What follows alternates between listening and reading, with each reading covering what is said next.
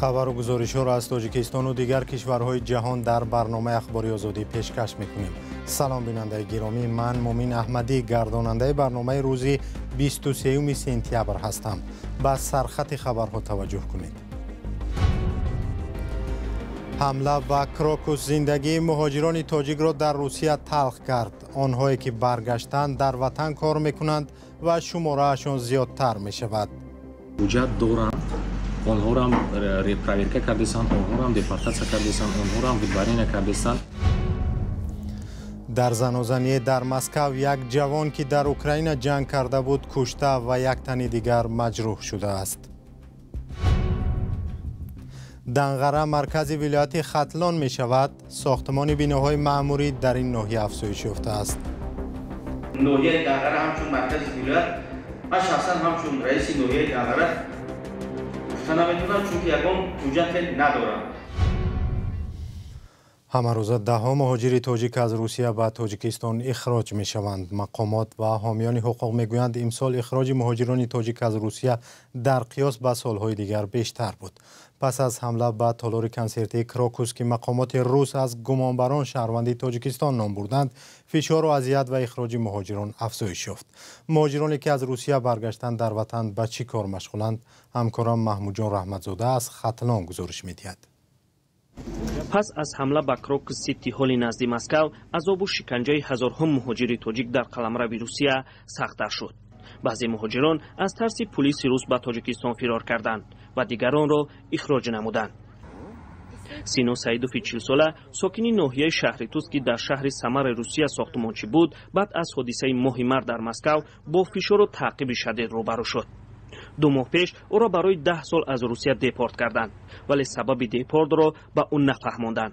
حالا این مهاجری دیپورت شده در شهر باختر همان کاری را که در سمر میکرد با معاش کمتر انجام میدهد. 4 سال استوری میکنم، همینجا استوری میکنم. ای دیپورت میکردم. 10 ساله 2008 رفتم، 13 سال رسیدم. شهر سمر دیپورت میکردم.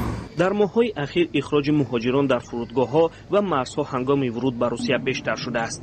مهاجران میگویند که حالا مقامات روس به قانون، درستی حجت‌های مهاجران و دانستن زبان روسی اهمیت نمی‌دهند.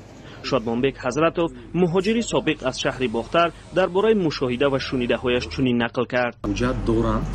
آنها را هم پرویرکه کردند، آنها را هم دپورتاسیا کردند، آنها را هم ودبری نکردند، آنها را هم برده در حبس معموری موقتا جایگیر کردگیان. همه حجتشون هستند. آدمایی که حجت نداشته باشند میبرند یک 10 روز 15 روز یا 20 روز یا زیاده و کمتر در همون حبسایی که وای میگن اسپیتسپریام میگن همونجا دستگیر میکنن، بعداً به دولت روی میکنن. طبق معلومات رسمی از فرودگاه شهر باختر، هر هفته مهاجران دیپورت شده توسط این خطر به وطن برمیگردند، ولی آمار دقیق افشا نشده است. تنها در 3 ماه توسط 2 فرودگاه ختلان بیش از 3000 مهاجر دیپورت شده وارد کشور شدند. بر اساس خبر آژانسی هوانوردی، در 6 ماه اخیر از فرودگاه‌های روسیه 3400 شهروند تاجیکستان اخراج شده‌اند. برنامه را با گزارش دیگری از زندگی مهاجران در روسیه ادامه می‌دهیم. در زنازانی با مهاجران در روسیه یک سابقه‌دار جنگ اوکراین کشته و دومی زخمی شده است. در رابطه با این قضیه 3 قرقیزستانی بازداشت شدند. نزدیکان مهاجران می‌گویند با آنها با کارت حمله شد و مهاجران فقط می‌خواستند خود را حمایت کنند. زرانگیز نوروز شاه گزارش دارد. ماه ایون امسال یک مهاجر 30 ساله قرقیز در نزدیکی متروی توشینه مسکو سمبوسخانه کشد. مادر این جوان سلقینای ستار و آن روز را که با فاجعه انجامید به یاد آورده گفت در میان مهمانان زیاد افرادی هم بودند که مهاجران را بد می‌دیدند و بهانه جنجال می‌جستند. 2 مرد مست آمده در پیش چشم کودکان ما را تحقیر کردند. ما به مهمانان خدمت می‌کردیم. آنها به ما گفتند که پناه خرید و با صدای بلند دشنام دادند. سمبوسخانه از پسر من است. وی همه را به درون دعوت کرده به مهمانان گفت که با آدمان مست اهمیت ندهند. نمیدونم چطور در یک لحظه این واقعه رخ داد، ولی یکی از آن مردان پسر مرا برداشته به زمین زد. زن و زنی سر شد. به قول این زن حملگران پسر او کار داشتند. طور بعد معلوم شد آنها شهروندان روسیه نیکولای سرگییف 38 ساله و ماکسیم موخین 34 ساله شرکتداران جنگی اوکراین بودند. یک هفته قبل از این ماجرا هر دو برای دوباره به جنگ رفتند با وزارت دفاع قراردادی نو بستند. در این زن و زنی سرگییف به هلاکت رسید و موخین بستری شد. майсалбек абрасулулу با برادرش صدیقبک و دوستش دمیر бароталиев بازداشت شدند. رسانه‌های روسیه نوشتند که مهاجران این دو مرد را گویا برای لباس نظامیشان لطوکوب کردند. نزدیکان مهاجران این ادعا را رد می‌کنند. موخин байонот дод ки вай гӯё дӯсташро танҳо монда ба мағоза рафт ва вақте баргашт дид ки ӯро издиҳоми муҳоҷирон мезаданд. вале ин тавр нест. ҳар ду ҳамон ҷо буданд ва маҳз онҳо бо курд таҳдид мекарданд. ман ба вакили дифоъ гуфтам ки таваҷҷӯҳи мақомоти тафтишотиро ба ин масъала ҷалб кунад. пайвандони муҳоҷирони боздоштшуда мегӯянд муфаттишон зоҳиран онҳоро айбдор кардан мехоҳанд. ба иддаои онҳо пулиси Москав ҳатто кӯшиш надорад ки тамоми ҷузъиёти ҳодисаро таҳқиқ кунад. баръакс дар боздоштгоҳи муваққатӣ талош доранд онҳоро ба ҷанги Украина баранд. ман намедонам кӣ мехоҳад онҳоро ба ҷанг барад, вале медонам ки агар писаронам розӣ шаванд, онҳо ваъда доданд ки иҷоза медиҳанд чанд рӯз бо хонаводаашон бошанд. баъд онҳоро барои тамрин ва омодагӣ ба ҷанг мебаранд. ман аз фарзандонам хоҳиш кардам ки ба ин розӣ нашаванд, ба ҷанг нараванд. талоши оилаи Саторовҳо барои таҳқиқи одилонаи ҳодиса ҳанӯз натиҷа надодааст. онҳо барои кӯмак ба ҳукумати Қирғизистон муроҷиат карданд. модари муҳоҷирони боздоштшуда аз он нигарон аст ки агар писаронашро ба ҷанг баранд, ӯ дигар ҳаргиз онҳоро зинда нахоҳад дид.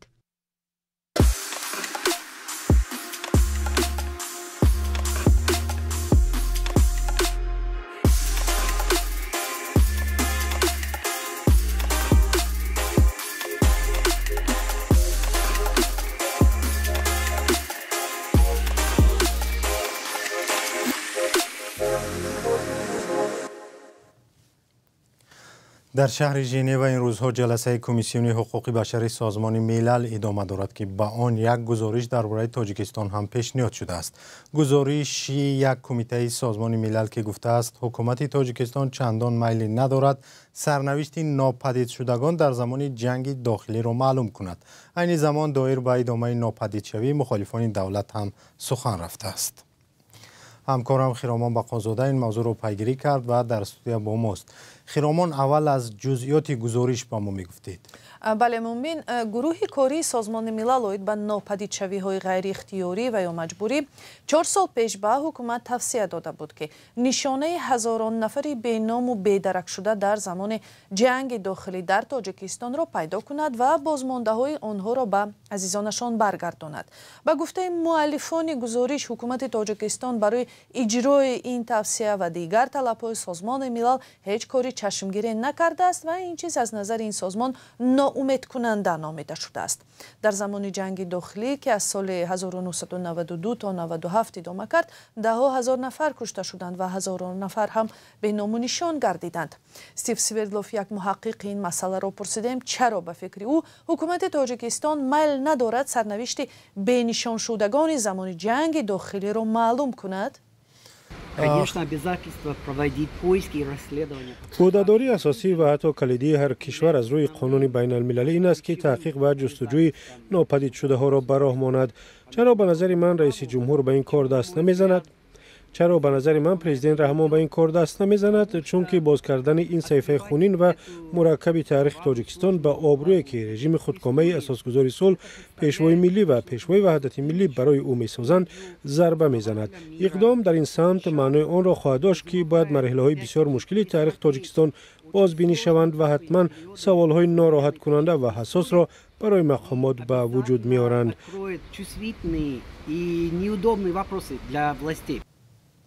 خیرامان، گروه سازمان ملل درباره ناپدیدشوی‌ها در سال‌های اخیر چی گفته است؟ در گزارش به این مسئله هم اشاره شده است و کارشناسان سازمان ملل گفتند که ظهورات مذکور و از جمله استردادهای خودسرانه به تاجیکستان یک مشکل باقی میماند. سازمان‌های دیگری حامی حقوق هم حکومت را برای این کار و به خصوص برای به کشور آوردن مخالفان تنقید می‌کنند. در 2-3 سال گذشته ده‌ها شهروندان تاجیکستان به خصوص از مخالفان و منتقدان حکومت در روسیه، ترکیه، بلاروس ناپدید شدند. بعضی‌ها را بعداً در دوشنبه پیدا کردند.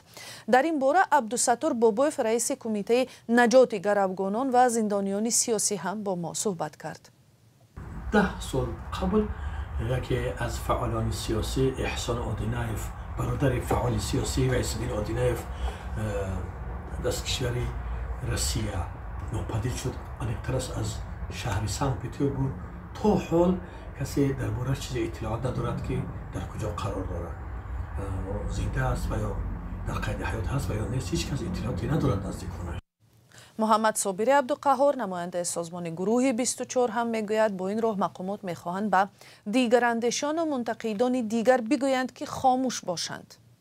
باید حکومت دیگر اندیشان و کسی که با این حکومت راضی نیست به اونا یک میسیج بدهند که ببینید که کسی بر ضد ما مبارزه میبرد و بر ضد ما صحبت میکند، پس از ربوده شدن شما کسی از شما آگاه نمی شود. مقامات انتظامی تاجیکستان در این زمینه میگویند هر فردی که از خارج برای جوابگری به کشور آورده شده است به جنایت متهم می شود و باید جزا بگیرد. تشکر. همکارم خیرامان بقازاده بود با خلاصه گزارش سازمان ملل درباره ناپدید شدگان در تاجیکستان. در دنقره زادگاه پرزیدنت تاجیکستان ساختمان بیناهای معموری افزایش یافته است. چند سال خبری نشر شده بود که احتمال دنقره مرکز ولایت ختلان شود. در مطبوعات هم پیشنهاد شده بود که از نگاه جغرافی دنقره بهترین مرکز معموری برای ولایت ختلان است. محمود جان رحمتزاده گزارش می‌دهد. کوچه مرکزی ناحیه دنقره. این کوچه باید بازسازی و به طلبات شهرک مطابق کرده شود. در این کوچه ساختمان بیناهای مهم و معموری در جریان است. دانشگاه دولتی دنقره، دانشگاه طبی ختلان، اداره‌های دادستانی، پلیس و دادگاه در همین کوچه جایگیر می‌باشند. رئیس ناحیه دنقره سیجاودین سلامزاده اظهار داشت که نقشه گنرالی بازسازی کوچه به پالاتای بالای پارلمان فرستاده شد. این نقشه را رستم امامعلی رئیس پالاتای بالای پارلمان تصدیق و امضا کرده است.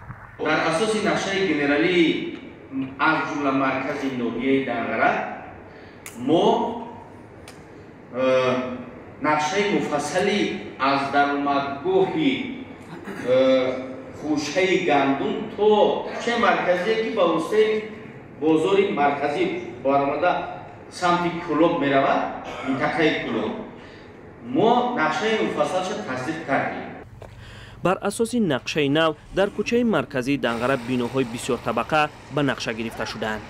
در دوام 2 سال آینده باید خانه‌های زمینی برداشته شده، خانه‌های بلند آشیانه ساخته شوند. ما 172 تا بیناهای بلند آشیانه فقط استقامتی به نقشه گرفتگی در این جایی که من نمبر کردم.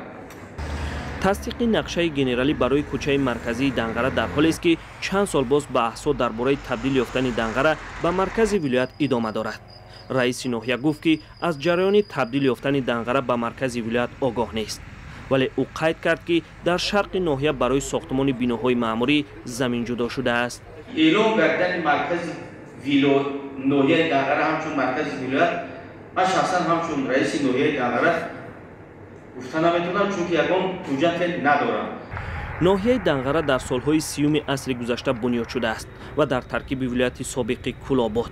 حالا این ناحیه یک قسم ولایت ختلان است و زادگاه پرزیدنت و بسیاری از اعضای حکومت می باشد.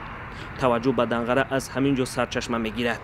در ناحیه دانشگاه دولتی و دانشگاه طبی ختلان جایگیرند. مقامداران دنقره خواهش تبدیل یافتن آن را به شهر و مرکز معموری ولایت دارند. آنها در صحبت‌های خصوصی نیز میگویند که ساختمان انشاءات‌ها به تبدیل دنقره به شهر زمینه می‌گذارد. سپاس که تا پایان برنامه با ما بودید. خبرهای بیشتر در وبسایت azadi.org و در صفحه‌های رادیو آزادی در فیسبوک، اینستاگرام، شبکه ایکس و تلگرام و یوتیوب و تیک تاک نشر می شوند. اگر شما هم خبری دارید لطفاً با ما بفرستید، تحقیق میکنیم، اگر درست بود نشر میکنیم. خدا نگهدار.